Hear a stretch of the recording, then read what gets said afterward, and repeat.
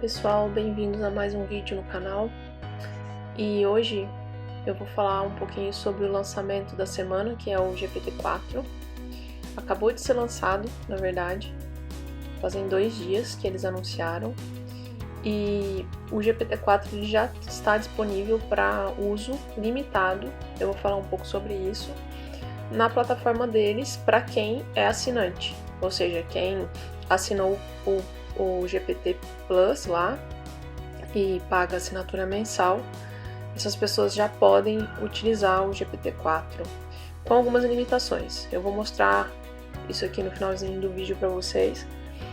Mas antes eu queria falar sobre as alterações que a ferramenta sofreu e também quais são as diferenças em relação ao GPT-3.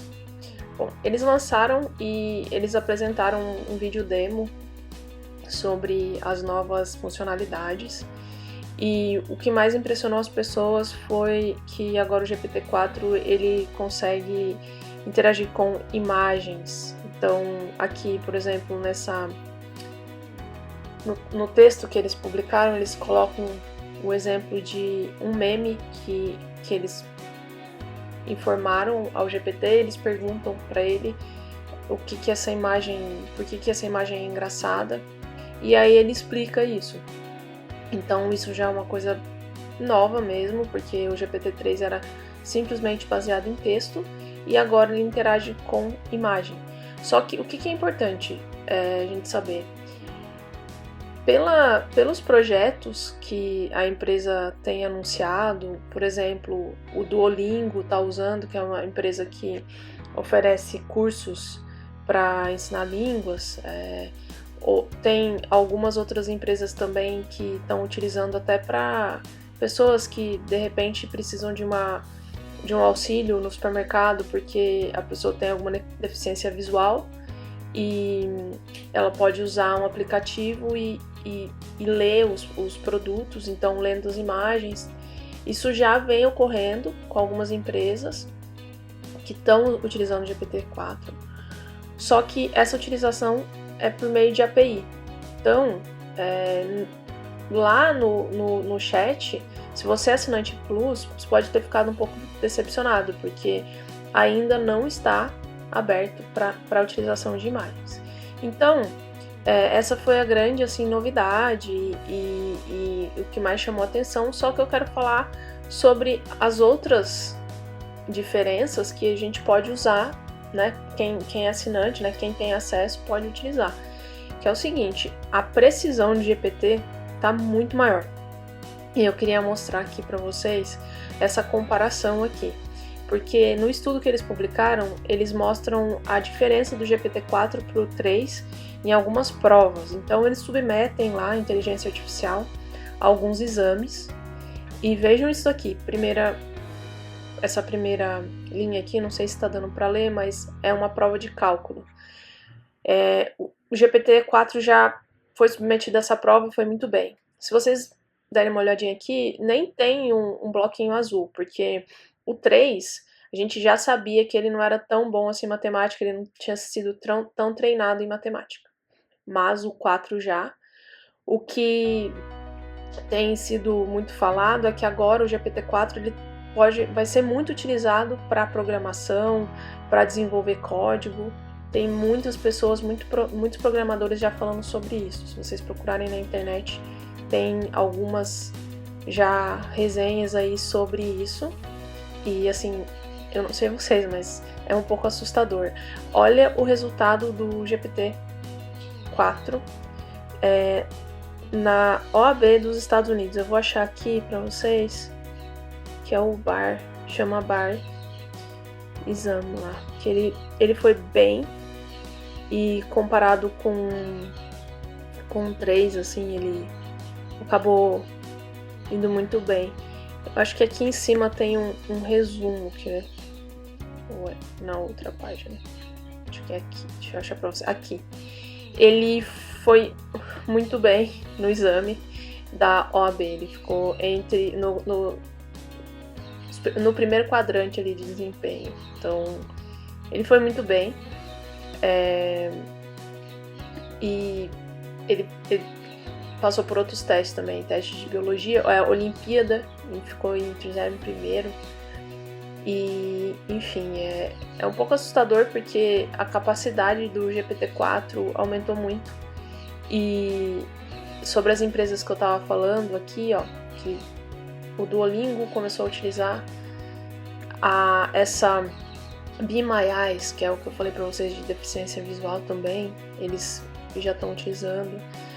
A Stripe, que é uma empresa de meio de pagamento, também tá usando para questões de fraude e para melhorar a experiência do usuário. O Morgan Stanley, que é um banco, está usando o GPT-4 para organizar a base de dados deles de conhecimento, que a gente fala, né?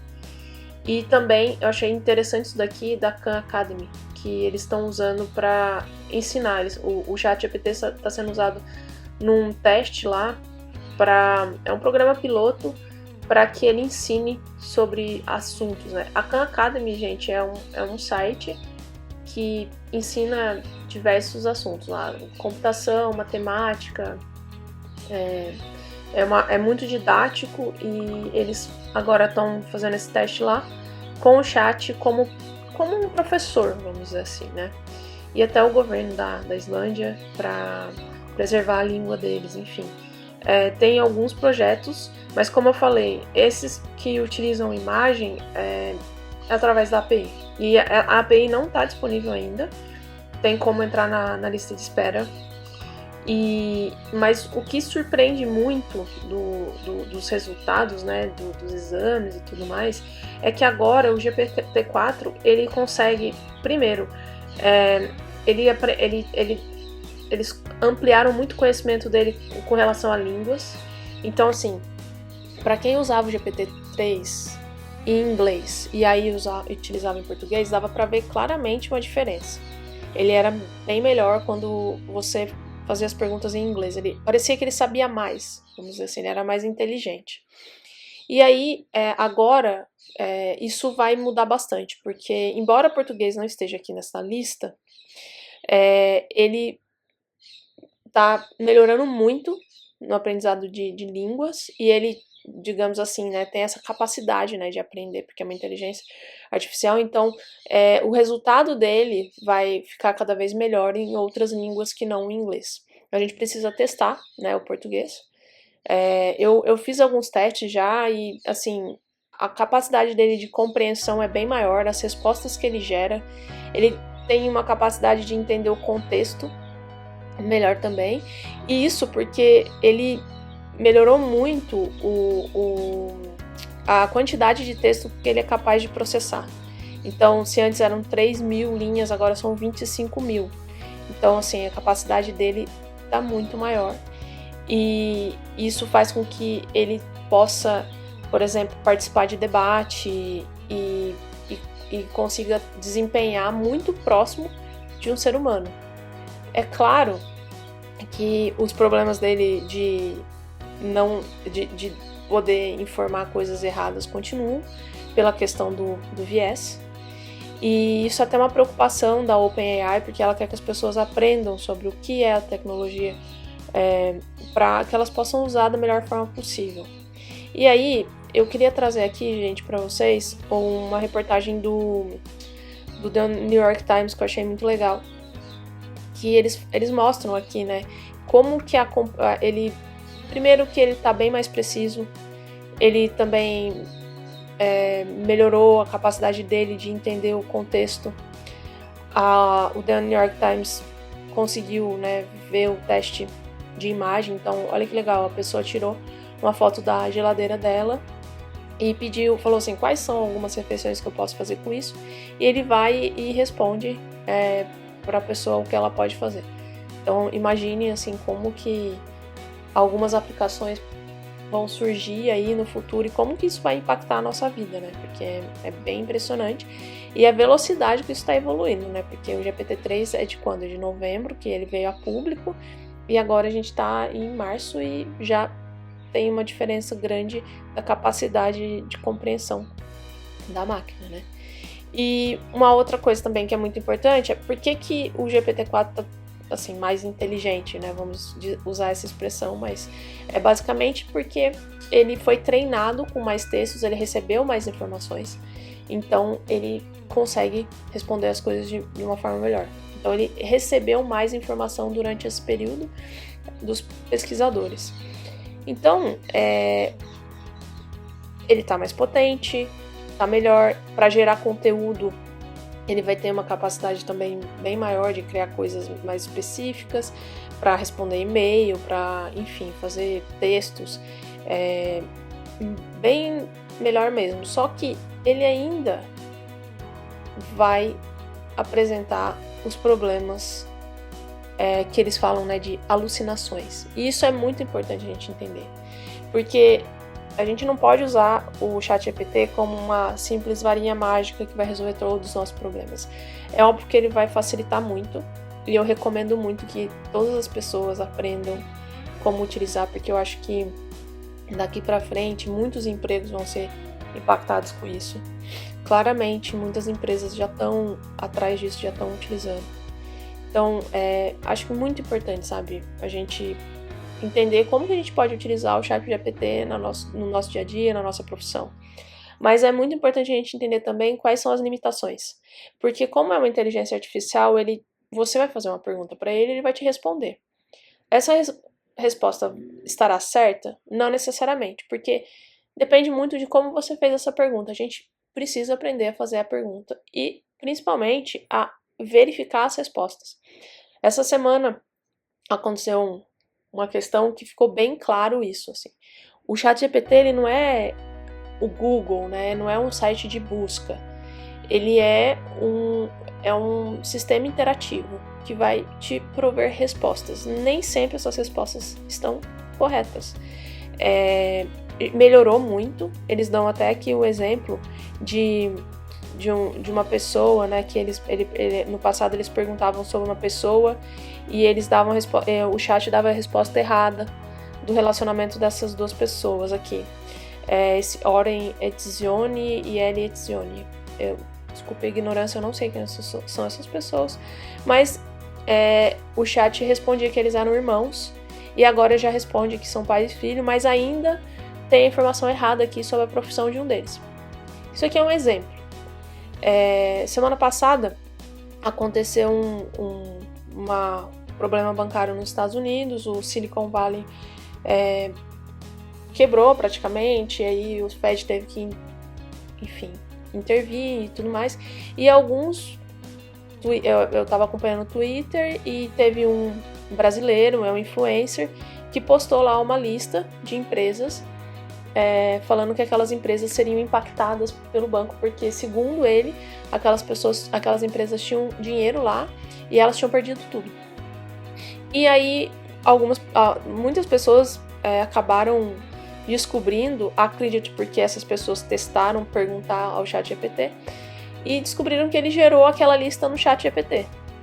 Vejam a responsabilidade ou a irresponsabilidade dessa pessoa.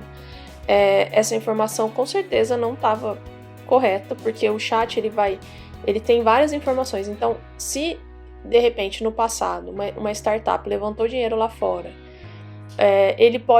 o chat pode assumir que essa startup pode ter relacionamento, por exemplo, com aquele banco, ela vai listar ali. Então, assim, é muito importante a gente entender que a resposta não necessariamente é correta, porque como ele precisa gerar, vamos dizer assim, uma resposta pra gente, ele pode gerar respostas erradas ou enviesadas pelas nossas perguntas. Então, esse termo, né, de alucinante ou alucinação é o que acontece com esses modelos, né, de inteligência de inteligência de máquina, que eles interagem com a gente de acordo com a pergunta que nós fazemos para eles, porque eles sempre vão gerar uma resposta, mas nem sempre essa resposta vai ser correta. Então é muito importante a gente saber disso, muito embora o ChatGPT já tenha melhorado muito nisso. Então, assim, eu vou mostrar aqui para vocês como que tá a interface. Para quem tem assinatura, né, a pessoa vai escolher se ela quer usar o default, que é o 3.5, o legado ou o GPT-4. E aí aqui, gente, é importante que eles estão deixando aqui a comparação entre eles. Então, a capacidade, vejam que esses itens verdinhos aqui mostram, então, olha, o entendimento dele, a velocidade e a capacidade dele de entender o contexto. A diferença do GPT 3.5 por 4, a capacidade dele de contexto é muito maior. E a capacidade dele também de raciocínio, né, de entendimento também. Então, é um avanço grande, importante, mas também um outro ponto que é importante é que tá limitado aqui, eles colocam aqui, ó, a capacidade de 100 mensagens a cada 4 horas. Então, eles estão limitando a utilização por conta da questão, né, de muita gente usando, eles não têm a capacidade, eles precisam estender a capacidade deles de máquina. Uma coisa também que eu li na documentação que eu achei legal é que o GPT-4 ele é mais eficiente em relação ao uso energético também, que é uma crítica muito grande do pessoal em relação a essa ferramenta. E é isso, gente. Eu vou fazer uns testes com 4. Vou trazer aqui, se encontrar coisas diferentes. Eu testei um pouco, realmente a capacidade dele de entendimento é bem maior, e se a gente compara, né, com 3. E as traduções, assim, melhorou bastante. E também, para fechar o vídeo e para falar que nessa semana também teve uma novidade, vamos dizer assim, do Google, que foi completamente ofuscada pelo lançamento do GPT-4. O Google anunciou que vai liberar a inteligência artificial deles, que são recursos, na verdade, de geração. Eles falam IA generativa. São recursos nas ferramentas deles. Eles já liberaram para muitos desenvolvedores, e eles vão começar a disponibilizar isso na plataforma deles para as empresas. E aí, gente, no Google Doc, dentro do spreadsheet, de todas as ferramentas deles, eles vão começar a liberar isso aqui aos poucos. Então, agora para a gente escrever um e-mail vai ficar muito fácil. Imagina, aqui ele coloca esse exemplo, né? Faça uma publicação de vaga de emprego para representante regional de vendas. E aí ele simplesmente já gerou tudo isso aqui, ó, a descrição e, enfim, dentro direto aqui do Google. É como se fosse o Word, né, do Google, não lembro como chama isso, mas é bem impressionante também. Eles não falam muito de data, né? O Google acho que tá demorando muito para liberar as inteligências artificiais deles. Eles mostram muita pesquisa, fazem vídeos e tudo mais, mas não estão liberando para o público. Eles já utilizam isso, né, bastante. Quem usa o Gmail sabe que tem lá a sugestão, tem algumas utilizações bem limitadas de inteligência artificial. E, na verdade, o que eles explicam é que eles acreditam que para lançar esse tipo de ferramenta você tem que ter muita responsabilidade, principalmente em relação a esse ponto que a gente falou do viés. Então, me parece que eles estão querendo ter um cuidado maior, ou pode ser também uma dificuldade de lançar ao público assim de uma forma massificada como o ChatGPT conseguiu fazer. Então vamos aguardar essa ferramenta. Se lançarem, a gente vai falar aqui também no canal. Mas é isso, gente. O GPT-4 está aí. Meu conselho para todo mundo é aprendam sobre isso. Tentem se aprofundar e pensar em como utilizar isso no dia a dia, na sua profissão. Porque, assim, isso tá aqui e é para ficar. E acredito que isso vai mudar muito a sociedade.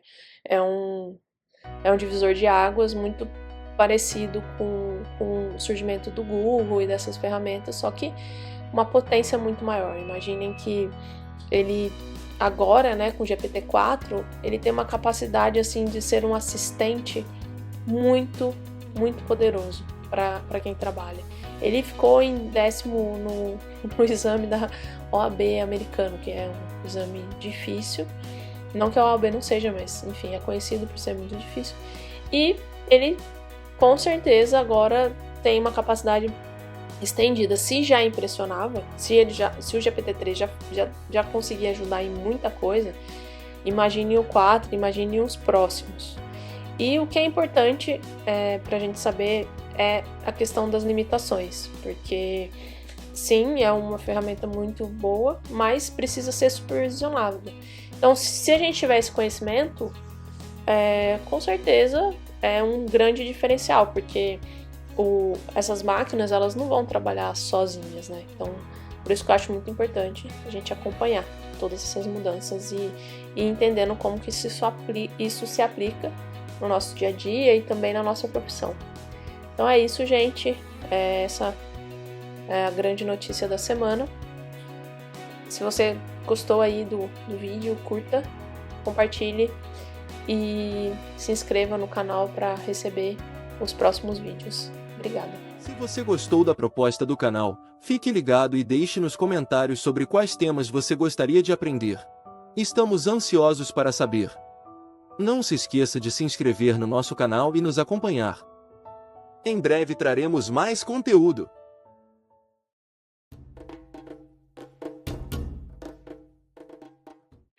Junte-se ao canal.